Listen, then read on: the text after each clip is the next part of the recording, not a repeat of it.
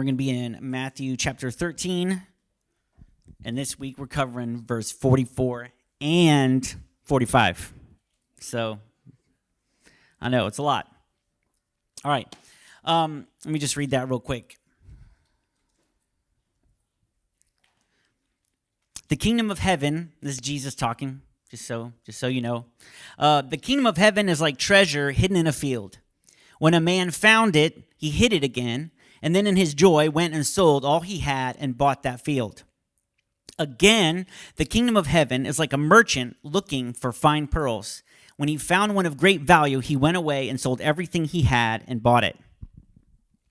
So over the last few weeks, and we'll continue as we go through Matthew, we'll be looking at parables. And Jesus has been using parables and will continue to use parables to illustrate different ideas. And in this one, what we've seen is he continues to illustrate the kingdom of heaven. Each parable that we've looked at, including these that we saw, says it begins with the kingdom of heaven is like. He's explained to us what the kingdom of heaven is like. And it's no different in today's reading. Some of the time, we're looking at parables. Each parable tells a very similar parable right after. You may have noticed that. Sometimes we'll see a parable, and then later we'll see a parable, and they seem to have the same intent, but they're different. Like maybe he's talking about a field in one parable, another time he's talking about fishing. Okay, and in some of those parables, what he's doing is the people he's talking to, he's relating to them and making it something that they can understand to the specific people. But when they are back to back like this, like we notice he says the kingdom of heaven is like, and then he immediately falls with again, the kingdom of heaven is like, and it's in the same sitting, they're side by side. Sometimes these are like twin parables that have minor nuances that illustrate something similar but different. It helps give us almost like a 3D view at what he's trying to explain. Does that make sense, everybody?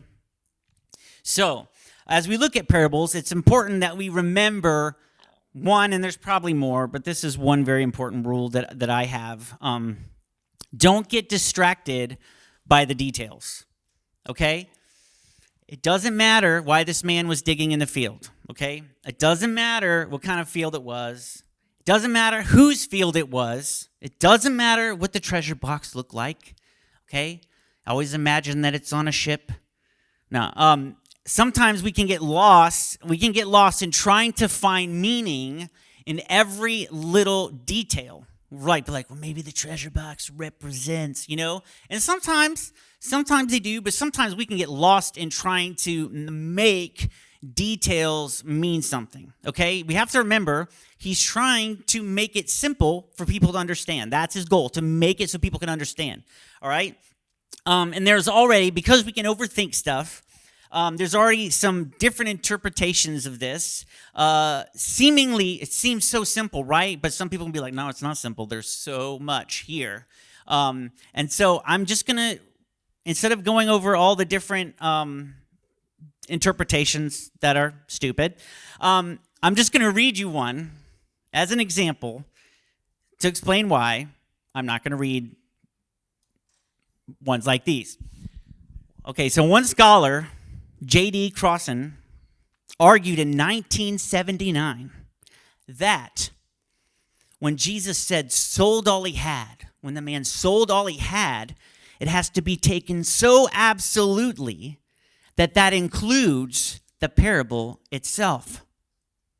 One must give up the parable itself.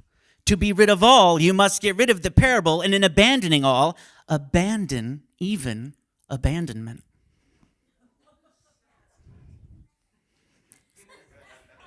It's pretty clever, right?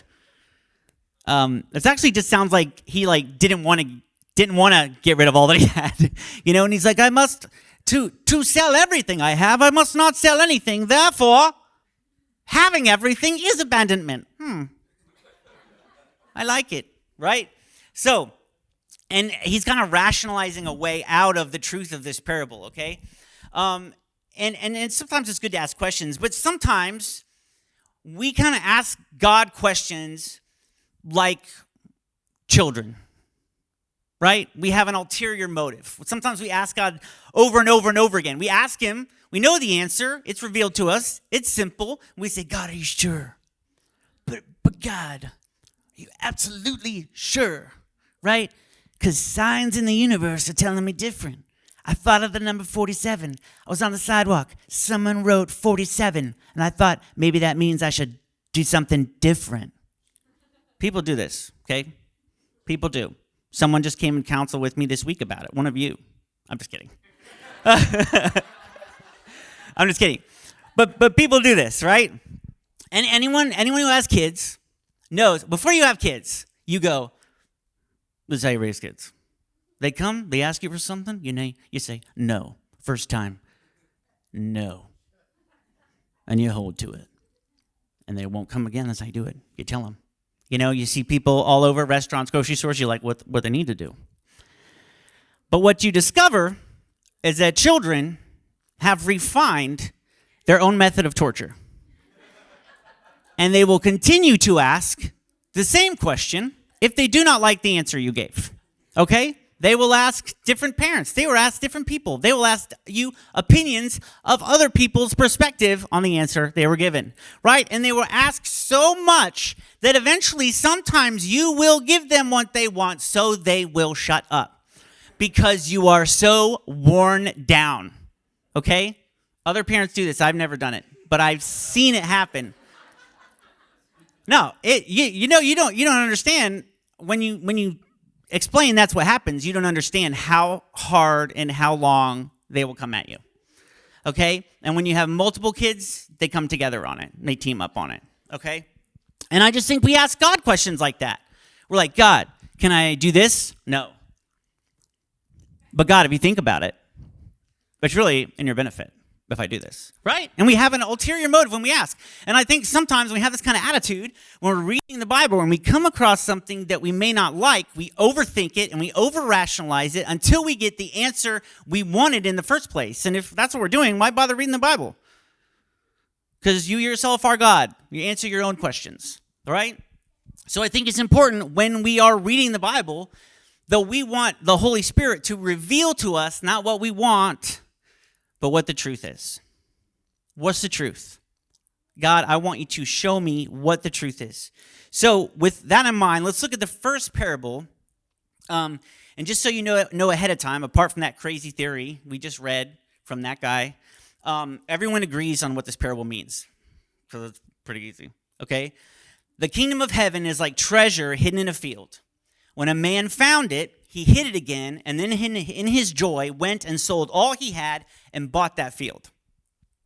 So though finding money in the ground is not a common occurrence, and it wasn't a common occurrence back then, burying money in the ground was a common occurrence back then. Now, there were banks in certain places, but they weren't the type of thing that ordinary people would use, right? For some reason, I just picture like Pharaoh had a bank and he would swim around in coins like Scrooge McDuck in his big coin vault, right? But regular people wouldn't use banks. It's actually a rabbinic saying that there was only one safe place to keep your money, the earth. So it was common for people to bury things of value, okay? Jesus actually refers to this practice again. It's so common. He refers to it again in the parable of the worthless servant in Matthew 25.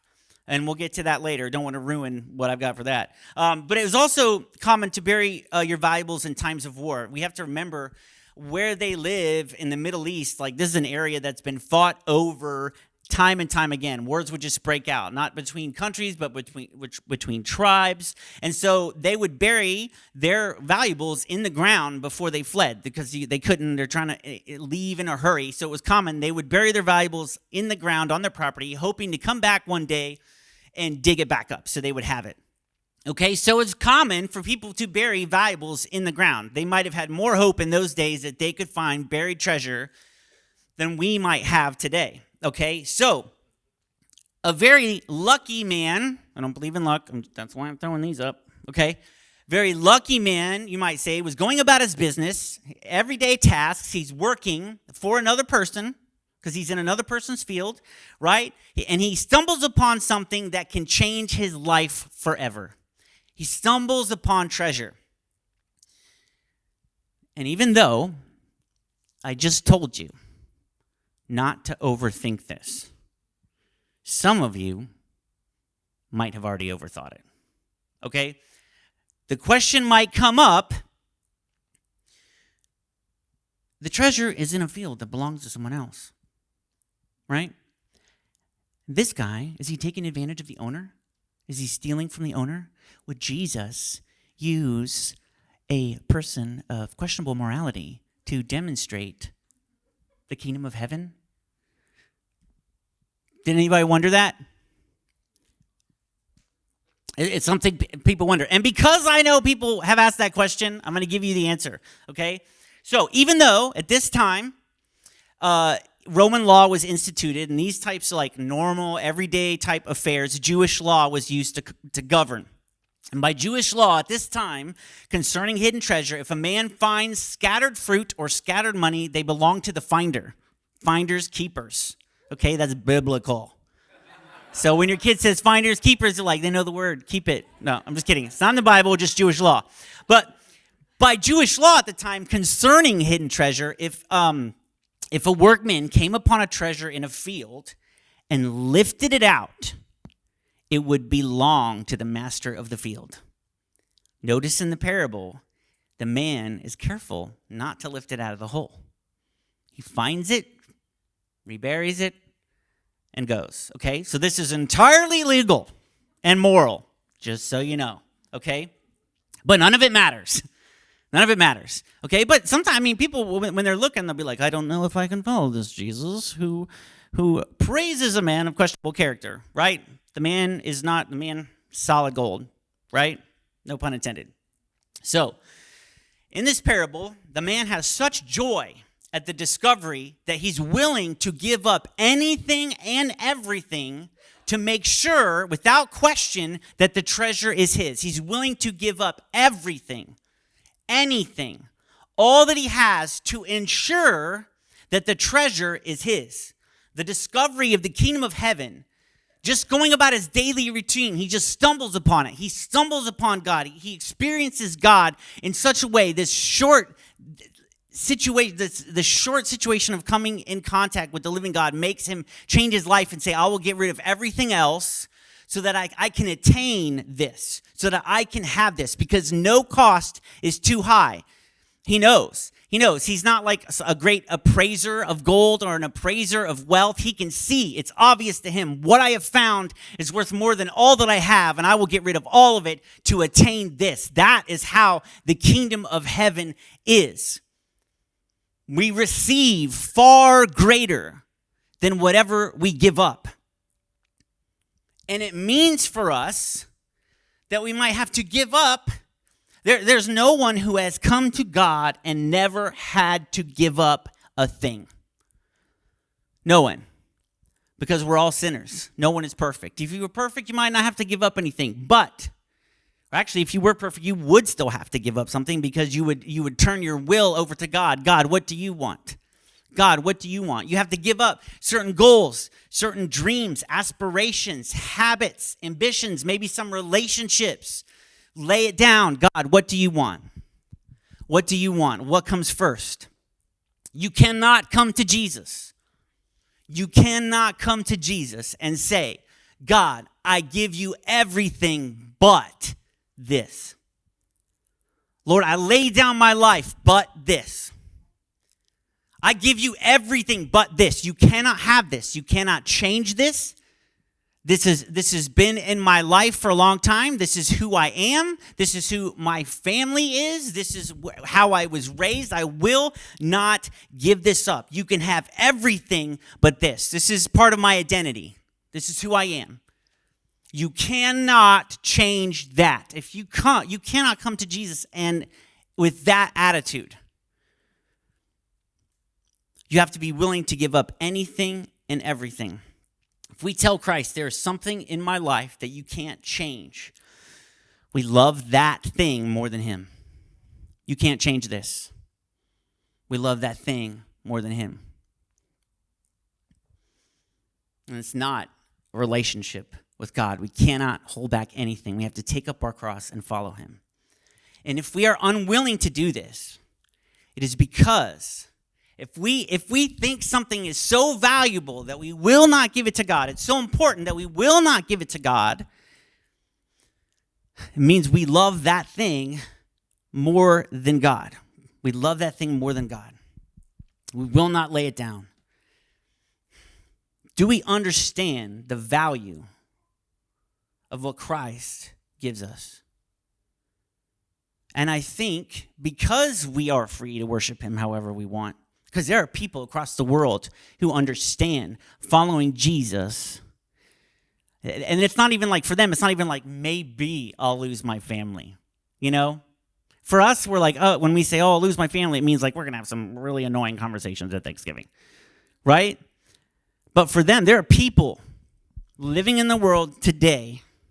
Right? There are people here who've had experiences with this and know people, been on mission trips and met people who say, if I follow God, I will be cast out of my family. I will be cast out of my town. People might not sell me groceries. I might not be able to live or do any of the things I've done before. But he is God. And I will give it up. And I think sometimes in our freedom where we haven't had to give up anything to follow him, I think there will come a time when we do have to give something up. And then we'll see what we love more, who we love more. Do we understand the value of the treasure of the kingdom of heaven that has been bought for us? When we experience God, are we like, I am willing to change whatever you want? Whatever you want. And often, when we say, and when I say often, I mean 99.99999% of the time, when we say, Lord, I will give you my life, but this, we already know that's a sin and that's what he wants. We already know. He's already laid it on our hearts, man. You could say, God doesn't speak to me. God doesn't speak to me. When I came to God, he said, I want this. And I was like, oh, well, maybe that wasn't him. But if you won't give something to God, that is an issue. It's an issue. It's the problem. It's a sin. If you're having trouble hearing God's voice, if you're having trouble getting any further, it's the thing that you won't give him. And it's because we don't understand how great our God is and what he has done. And this guy, he keeps it a secret. He keeps it a secret until he buys the land. And then, it doesn't say this, do you think he kept it secret afterward?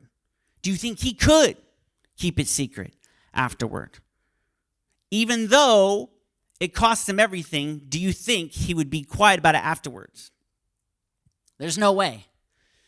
There's so many stories of this. In The Land in the Book, an author, W.M. Thompson, relates a story of city workmen in Sidon who were digging in a garden of acacia trees along a famous street, and they uncovered pots full of gold coins that belonged to Alexander the Great. Pots of gold, right? But I said workmen, not workman. Do you think they kept it quiet? Were they able to keep it quiet long enough to attain it? No. They were so excited, word got to the local government, and just as local governments are, local government said, you can keep it. Just kidding. Local government took it because they could not contain their joy. Can you imagine trying to keep the secret and go home, and then you see your family and be like, ah! What? Did you have a good day at work? The best thing happened to me. My life has been changed. Our lives have been changed by this thing. And we can't tell other people, but you will never believe what I found. Suddenly, what lay before me was a change that will change our life, that will change our family's life for generations to come. It doesn't even matter what was. What is totally different now that I've come upon this.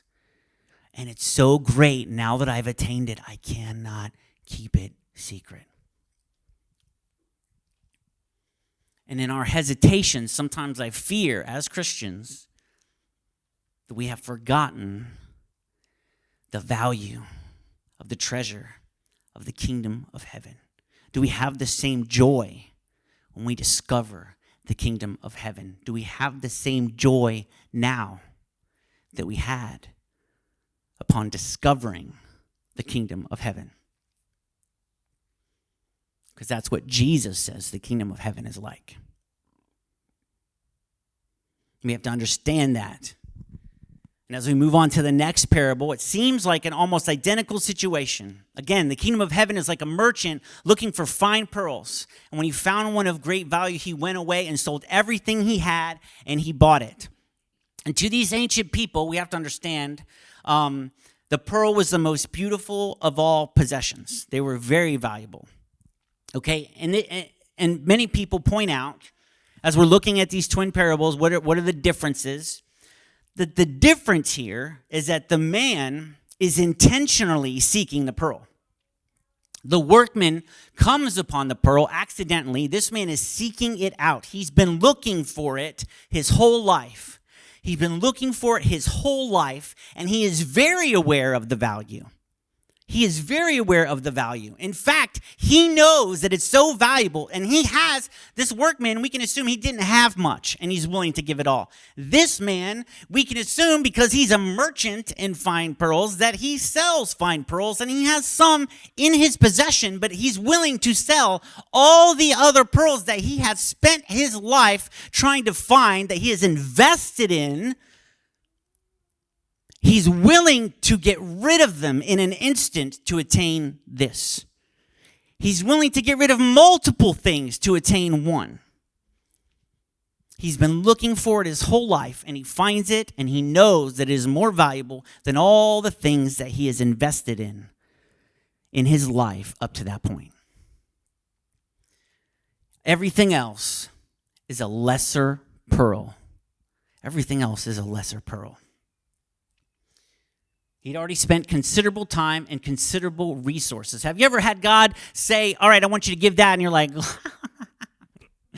God, this is kind of funny because I've already spent a lot of time doing that. How about we just take what I was doing and we turn it for you, right? Same thing. Sometimes God says, I'm going to take what you've done, taken what you've spent time doing that you thought was the plan, give it to me. Trust me with it. That's what this man is doing. In light of this new pearl, his trained eye knows that everything else combined is not worth the value of this beautiful pearl. And in these two, when we look at these twin parables, by these interpretations, we can say some chance upon God. Some are searching for truth their whole life and finally discover him. There are those in church, let's be honest, there are those in church who grow up knowing him or knowing about him, spending their lives around treasure, but never quite possessing the treasure. Never quite knowing. Let me tell you something. I grew up in the church. My dad was a pastor. Things happened, and we were torn away from the church, and I hated God, and I hated his church for a very long time. But in secret, in my heart of hearts, when I came back to him, I discovered that in my heart, I wanted to be back in his church my entire life. That there was nothing quite like it. Everything I said, I wish I could go back to this age. The thing that ended up being it was the thing I wanted was my relationship with God, the fellowship I had. So I'm never a person you're ever going to hear me. I will critique churches. I will say what they need to do. If there are preachers who are preaching heresy, I don't consider them the church. They're false shepherds. We're warned against those. But I will never speak bad about the church of the living God. Because and sometimes as Christians, we grow up in the church and we want to get out. And we forget the value. We forget. And then when you get out, you want back in. And I'm not talking about you want back in as a volunteer, or you want back in as a leader, or you want back into, you're like, I want to be in a place with people of God who love me and love God. And I just want to chase him. I want to be close. Chasing after it our whole lives. No matter how great our lives were before Christ, rich or poor, no matter what your home looked like, no matter how you were raised, no matter what that looked like, the treasure of the kingdom is invaluable. It will still change your life. No matter how much you have, the kingdom of God is greater. You can have every single thing that you thought your heart desired and still discover that there is greater joy in knowing Christ. But we all have to take up our cross and follow him. And there is truth in this interpretation of this message. There is truth. I know nothing I said. If you've been following God, you're just sitting there and you're just like, yes, that's truth. That is truth. But there is another truth here when you look at these side by side, these two parables. See, in the first one, and I don't know if any of you noticed, but this kind of made me think a little bit. In the first one, pause. Jesus says, the kingdom of heaven is like treasure hidden in a field. In the second one, he says the kingdom of heaven is like a merchant looking for pearls. He doesn't say it's like a pearl. He says it's like a merchant looking for pearls. And some of your Bibles might say the kingdom of heaven is like the situation of a merchant. That was added to help make it clear the interpretation I just talked about. But that isn't, and it could have been what Jesus meant. But that's not what he says. He says the kingdom of heaven is like a treasure, and the kingdom of heaven is like the merchant. And one, it's a thing being sought. In another, it's the seeker. The kingdom of heaven is like a merchant. And if we look at that text under that microscope, if we look at it from the perspective that God is the merchant, if we look at it from that perspective and we are the pearls, God, we stumble upon God. We don't even know what we're looking for. We encounter him. God has a much better sense of value. He's skilled. He knows pearls, and he searches for pearls of great worth. And we know this is true. Ezekiel 34:1, for thus says the Lord God, behold, I myself will search for my sheep and seek them out.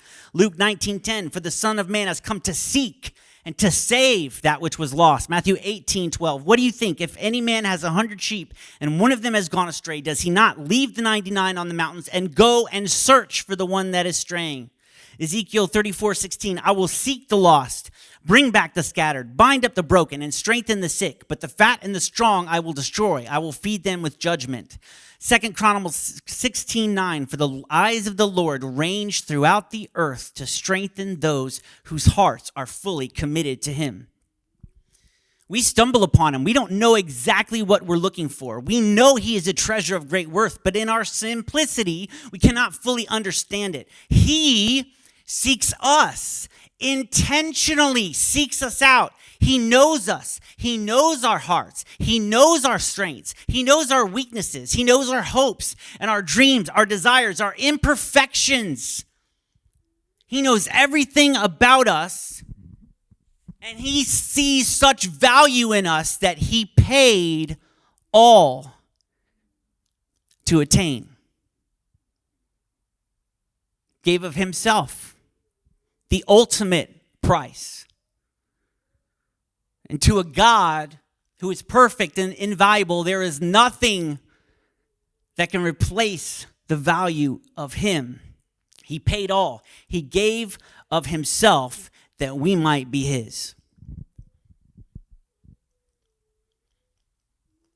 And in this parable, if you look at it that way, we see the difference. And the Israelites could see the difference. The people who heard, the Gentiles, could see the difference in the God of Israel and every other God. Even today, the God of Israel is the only God who seeks. He's the only God who loves. He's the only God who paid the price. Every other God, I'm using, yes, air quotes, little g, you can never please. They do not love you. You're trying to earn something. We are small and they are big and they really want nothing to do with us, but we're trying to find, and there's just this spirit of oppression. Spirit of oppression. Brooke talked about it when she was on the mission trip. She's just like, oh, it's just so thick. But Jesus tells us in this interpretation, and this is what's beautiful, because everything here is true. Everything I am saying is true. God gave everything for us. Sought us. We stumble upon him and God seeks us. What kind of love is that? What kind of love is that? That he would want us even when we're like, go away. I did that for a long time. Go away. You ruined my life. Your people ruined my life. And then when I finally saw him, I finally came to know him, I came to discover, you didn't ruin my life. You were there the whole time. And you were picking up the pieces. And you were repairing it. And you were building something new. And you were taking a great tragedy, the great tragedy of my life, and turning it around to great glory. You were taking my great pain and my depression and turning it into great joy. And he didn't have to do that. I'm nothing. But do we seek him like he seeks us?